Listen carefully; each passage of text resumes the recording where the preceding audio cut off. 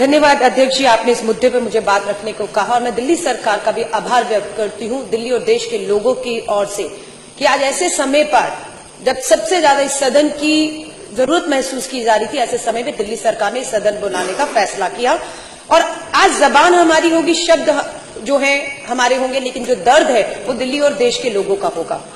अध्यक्ष जी, 25 जून 1975 को देश में पहली बार इमरजेंसी लगी थी। मैं उस समय पैदा भी नहीं हुई थी, लेकिन मुझे यकीन है कि आप उस समय राजनीति में सक्रिय थे। आपने उस तरह की इमरजेंसी जब पूरे देश में लगी थी, वो एक राजनीतिक अराजकता का माहौल था। लेकिन ऊपर जरा बातचीत कैसे हो रही है? कह रही थी 25 जून 1975 को जब देश में इमरजेंसी लगी थी, मैं पैदा भी नहीं हुई थी, लेकिन आपने उस इमरजेंसी को अपने आंखों से देखा, महसूस किया होगा।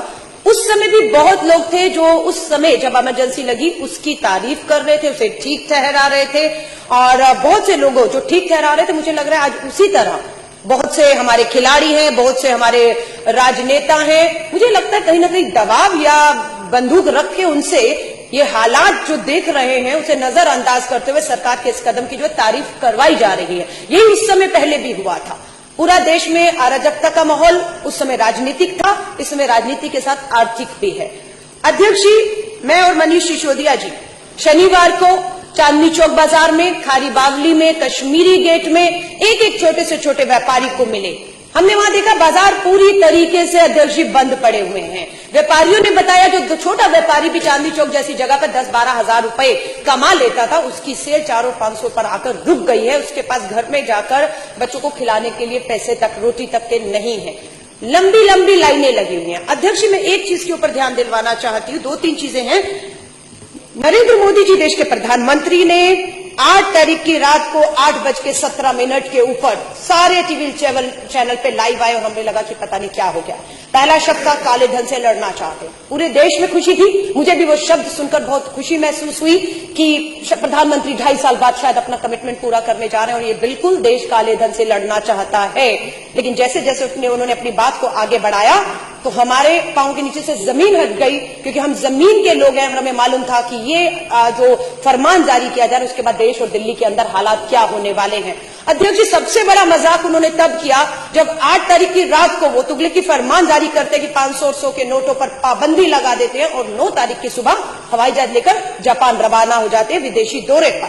और वहां जाकर जो भारतीय कम्युनिटी उसमें बहुत ठाके लगाकर, तालियां बजा बजाकर जिक्र करते हैं उस बूढ़ी मां का जो कहीं वृद्धाश्रम में पड़ी हुई है।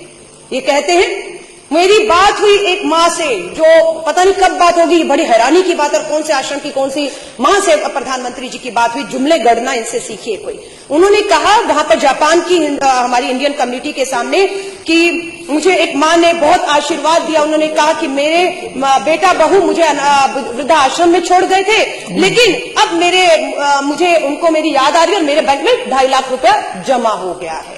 वो माँ कहाँ है, कौन सा आश्रम है, कब बात हो गई प्रधानमंत्री जी से जिसका जिक्र वो जापान में जाकर कर रहे थे, ठाके लगा रहे थे। अध्यक्ष जी, वो माँ मुझे मिल गई है, मैं बताना चाहती हूँ। और उस माँ ने मुझे कहा, जिस माँ की प्रधानमंत्री जी से बात हुई वही माँ उसी हिसाब से मुझे भी बता रही है कि मोदी जी को जाकर कह दीजिए कि मुझे नहीं मालूम मेरा बैंक खाता वो कौन सा है, मुझे नहीं मालूम मेरे बेटे ने कब और कैसे 2.5 लाख डाला है। अगर आपकी जानकारी में है मोदी जी, तो जाइए मेरे बेटे को काला धन मेरे खाते में डालने के मामले में गिरफ्तार करिए, जेल में डालिए। और आशीर्वाद मैं आपको तब दूंगी जब वो मां ये कह रही है कि मैं अपनी 4 दिन से पासबुक लेकर बैंक के खाते धक्के खा रही हूं, मैं अपनी पेंशन नहीं लगवा पा रही हूं, मैं दवा नहीं ले पा रही हूं, वो मां रो रही है। ये मोदी जी को मैं बताना चाहती हूं, ये वही मां है जिस मां ने आपको आशीर्वाद दिया था। अध्यक्ष जी, सबसे बड़ी बात, खाता नंबर मैं बता रही हूं ऑन रिकॉर्ड 5545100034। ये किसका अकाउंट नंबर है अध्यक्ष जी? पश्चिम बंगाल के भाजपा के जो खाता है, पार्टी कार्यालय का खाता का नंबर बता रही हूं, दोबारा बता रही हूं 5545100034। मैं क्यों इसका जिक्र कर रही हूं?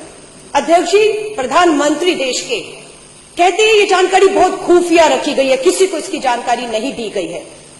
8 तारीख की रात को 8:37 में घोषणा करते हैं और उसी दिन सुबह 500 और 1000 के नोट भाजपा कार्यालय बैंक के खातों में जमा करा देता है सुबह सुबह।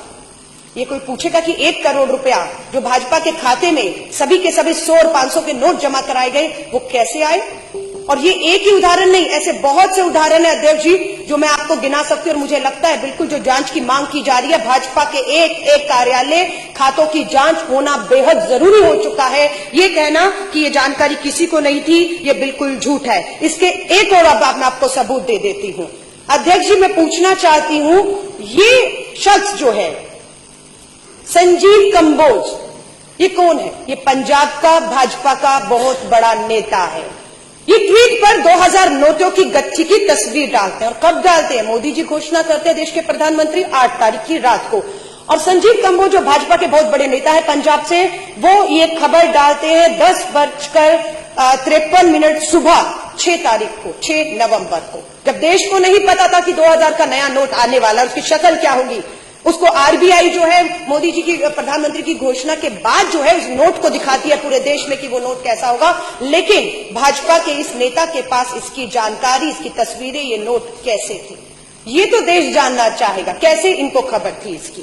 लेकिन इसका जवाब भाजपा का कोई नेता देने को तैयार नहीं है। उल्टा राष्ट्रवाद और देशभक्ति के नाम पर जिस तरह से निर्दोषों को मैं कहूंगी, क्योंकि चीफ जस्टिस ऑफ इंडिया के भी पूर्व चीफ जस्टिस ने भी कहा है कि जिनको फेक इनकाउंटर में मारा गया है उनका दोष कभी साबित ही नहीं हुआ, वो अभी अंडर ट्रायल थी। तो देशभक्ति के नाम पर, राष्ट्रवाद के नाम पर, आतंकवाद के नाम पर जिस तरह से निर्दोषों को फेक इनकाउंटर का शिकार बनाया जा रहा है, ठीक उसी तरह देशभक्ति राष्ट्रवाद के नाम पर, काले धन के नाम पर निर्दोषों को, 125 करोड़ की गरीब मजदूर आम आदमी किसानों को लाकर इन्होंने जो है वो सड़क पे खड़ा कर दिया है। शर्म आती है हमें। उस मां के आंसू नहीं दिखते। और सबसे बड़ी तो मैं निंदा करना चाहूंगी, शर्म आती है। कल तक जब कांग्रेस के नेता राहुल गांधी लाइनों में खड़े थे तो मोदी जी भाषण देकर ठाके लगा रहे थे कि मां का काला धन जमा करने के लिए एक बेटा लाइन में खड़ा है। और आज मैं कहूंगी, क्या देश के प्रधानमंत्री जी, आपकी भी माता जी को आज आपने 90 साल की उम्र में लाइन में खड़ा करने का एक फोटो, कहूंगी एक अपॉर्चुनिटी की तौर पे आपने देखा, 90 साल की मां को लाइन में खड़ा कर दिया है। बहुत से देखे हैं, मैंने 4000 रुपया लाइन में खड़ा होकर निकाला और सबसे पहले 4000 में से 2000 लेकर मैं अपने 80 साल के करीब, मेरे पिताजी की उम्र होने वाली है, 75 साल के ऊपर मेरी मां है, सबसे पहले अगर 4000 निकाला तो 2000 अपनी मां को देकर आई कि मां जरूरत हो तो रख लो, मुझे पता है आप लाइनों में नहीं लग पाओगी, आपको शुगर की बीमारी है। देश के प्रधानमंत्री 4000 बदलने के लिए अपनी माता जी को खड़े करते थे। बहुत सी माताओं की पेंशनें नहीं मिल पा रही हैं, वो रो रही हैं। अध्यक्ष जी, और मैं आपको बताती हूं, इसके अलावा बाबा रामदेव जी ने भाषण दिए थे, नरेंद्र मोदी जी का चुनावों में समर्थन किया था, काला धन आएगा और 15 लाख आएगा सबके खाते में। हम इसी देश का इंतजार कर रहे थे। जब मोदी जी घोषणा करने लग गए, मुझे लगा शायद काला धन वापस आ गया और सबके खातों में अब 15 लाख आने वाला है। लेकिन अध्यक्ष जी, होता क्या है, अभी एक अलवर की वीडियो जो है वो क्लिपिंग चल रही है किसी न्यूज चैनल की, उसमें बाबा रामदेव, अलवर राजस्थान का कोई उपचुनाव होना है, उसके उम्मीदवार है, चांदनाथ प्रत्याशी है, उनके प्रचार में गए तो उनको भूल गए कि मेरे सामने माइक और कैमरे लगे हुए हैं। जो भाजपा के प्रत्याशी चांदनाथ हैं, वो बाबा रामदेव जी के कान में कहते हैं, अरे बड़ी मुसीबत आ गई, मेरा भी पैसा पकड़ा गया।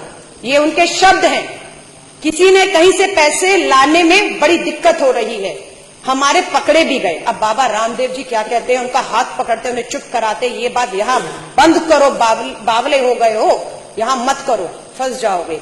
ये क्या सच्चाई है? क्लिपिंग चल रहा है लेकिन मीडिया नहीं दिखा रहा उसको। उसके ऊपर बाबा जी से नहीं पूछा जा रहा किसका कौन सा पैसा पकड़ा गया। ये वही बाबा रामदेव है जो आज पतंजलि के अंदर जो करोड़ों रुपए, मैं कह रही हूं, आप सरहद पे खड़े जवान का बाबा रामदेव हवाला दे रहे देशभक्ति के नाम पर।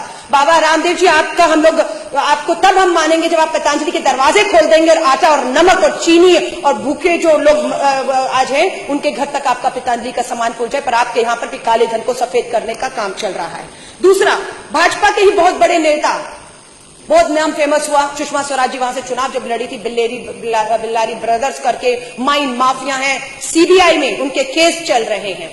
16 तारीख को उनकी बेटी की शादी है। ये हिंदुस्तान टाइम्स की न्यूज़पेपर में इसका खुलासा है कि 500 करोड़ रुपया बिल्लारी ब्रदर, रेड्डी ब्रदर, भाजपा के लीडर जो है नेता, 500 करोड़ रुपए अपनी बेटी की शादी पे खर्च करना चाह रहे हैं। क्या इसकी कोई जांच करेगा कि ये 500 करोड़ रुपए जो शादी पे उड़ाया जाएगा ऐसे माहौल में, वो कहां से आया? वो कैश है, बैंकों से आया, कैश है तो कब और कौन से बैंकों में ये बदला गया? अध्यक्ष, इसकी कोई जानकारी अगर आप मांगेंगे तो आपको देशद्रोही कहा जाएगा। अध्यक्ष, अभी अभी एक और हिंदुस्तान टाइम पंजाब की खबर आई है कि पंजाब में 2 लोगों को 2000 के जाली नोटों के साथ पकड़ भी लिया गया। मैं चांदनी चौक से आती हूं, हमारे यहां पर बहुत प्रचलन है, सुनने में आता है कि हवाला कारोबार होता है, और आज तक और बहुत से चैनलों ने स्टिंग ऑपरेशन भी की। किस तरह से रातों रात काला पैसा जो है वो सोनहारों की दुकान पर पहुंचा, सुनहारों ने कैसे जो है काला धन स्वीकार करते हुए किस तरीके से काला धन लेकर सोना बेचा है, इसका खुलासा हुआ। अध्यक्ष जी, हवाला के थ्रू कैसे पैसा हो रहा है, जाली नोट आ चुके हैं, बिल्कुल इसकी चिंता जो है वो इनको नहीं हो रही है। अगर आप प्रश्न करेंगे तो आपको देशद्रोही कहा जाएगा, आपको जो है। और मैं अध्यक्ष जी कहूंगी, नितिन जी प्लीज, ये अखबार की सच्चाइयां हैं। दिल्ली के 80% एटीएम खाली पड़े हुए हैं, क्योंकि 100 का आपने 500 हजार बंद कर दिया, उसके बाद एक ही नोट बचता एटीएम में जो फिट होता था वो 100 का होता था। और 100 की जो हकीकत है इस देश में, ये मैं नहीं कह रही, ये आंकड़े हैं, ये मेरे हाथ में इंडिया टुडे का न्यूज़पेपर है। इंडिया टुडे का न्यूज़पेपर ये बता रहा है कि देश में तो कुल करेंसी का जो 500 के नोट थे उसका 47% जो है वो हिस्सा था, और जो 1000 के नोट थे उसका लगभग 37%। आप मानिए लगभग 80% जो करेंसी थी वो 500 और 1000 के नोट की थी। 80-85 बाकी जितना भी रह गया, कुछ प्रतिशत 100 के नोट से ये देश ये सोच रहे हैं कुछ यूं चल जाएगा। ये हकीकत है। पहले प्रधानमंत्री जी ने कहा मुझे 2 हफ्ते दे दीजिए, जापान में ठाके मार के हंसे, यहां पर आकर रोना शुरू कर दिया, और अब 50 दिन मांग रहे हैं। और अर्थशास्त्री कह रहे हैं कि 6 महीने तक ये व्यवस्था जो है वो सुधरने वाली नहीं है। अराजकता का माहौल सब जगह है। अगर दिल्ली के मुख्यमंत्री उन्हें चेतावनी भी देते हैं कि संभल जाइए, इस देश के हालात बहुत बदतर होने वाले हैं, लेकिन वो कहते हैं कि आप हमें धमका रहे हैं, आप हमें धमका रहे हैं। आश्रय लेना चाह रहे हैं कि कश्मीर में अगर स्टोन पेल्टिंग, अध्यक्ष जी, अगर बंद हो गया तो 500 के नोट बंद करने से हुआ है। तो मैं ये भी बता दूं, इस 500 के नोट के साथ स्टोन पेल्टिंग अगर पथराव वहां बंद हो चुका है, लेकिन खतरा पूरे देश में इसका पैदा हो चुका है। उसके उदाहरण है कि बहुत जगह लूटमार शुरू हो गई, काले बाजारी शुरू हो गई है, नमक तक को लेकर खारी बावली की दुकान को लूटा गया है। इन सब के लिए सरकार बिल्कुल भी तैयार नहीं है। 25,000 रुपए में कैसी होगी बेटी की शादी? इनका दर्द सुनने वाला कोई है? कौन नहीं चाहता? अध्यक्ष जी, एक मां मुझे मिली जिसका मैंने फेसबुक पे वीडियो भी डाला है, 10 लाख लोगों ने उसको शेयर किया है। वो मां ये कह रही है कि मैंने 50,000 रुपया 8 तारीख की सुबह अपनी बेटी की शादी के लिए उधार लिया था। वो 50,000 अब कागज रद्दी हो चुका है, कर्ज सिर पे खड़ा है जिससे लिया है। वो कहता है मुझे ये नोट वापस चाहिए। मैंने जब दिए थे तब ये चलते थे, अब मैं जो लूंगा वो लूंगा जो आज चलते हैं। वो मां आज सड़कों पर खड़ी है, रो रही है कि बेटी की बारात रास्ते से वापस लौट रही है। इसी तरह बहुत उदाहरण है। All is not well at Azadpur Mandi, फल फूल सब्जियां सड़ रही हैं, करोड़ों का नुकसान इस देश की अर्थव्यवस्था को लग रहा है। लोग बेरोजगार हो रहे हैं, जिनके पास 100 लोग काम करने वाले थे, सैलरी ना देने की वजह से उनको पता है कि 6 महीने तक अर्थव्यवस्था नहीं सुधरेगी, उन्होंने उसको नौकरियों से बेदखल करके बेरोजगारी भी एक बड़ा कारण बनना पड़ा। नोट बदलने में नाकाम युवती ने फांसी लगा दी। इतनी निराशा, हताशा आज आ चुकी है कि ये हाल हो चुका है। अलका जी कंक्लूड करें प्लीज, कंक्लूड करिए। यही कहूंगी, इसकी इतनी गंभीरता को विपक्ष हल्के में मत ले। मैं आपसे कहूंगी, हालात, हम जमीन से जुड़े हुए नेता, हमारे नेता आजादपुर मंडी से लेकर मनीष सिसोदिया जी पूरा चांदनी चौक घूमे, जमीन की हकीकत को जानते हैं। जिस जमीन की हकीकत से देश के प्रधानमंत्री कोसों दूर हैं, अगर वो जमीन की हकीकत से वाकिफ होते तो पश्चिम बंगाल, बिहार, दिल्ली में उनका ये हाल नहीं होता। आज भी मैं कहूंगी समय है, संभल जाए अध्यक्ष जी। जय हिंद, जय।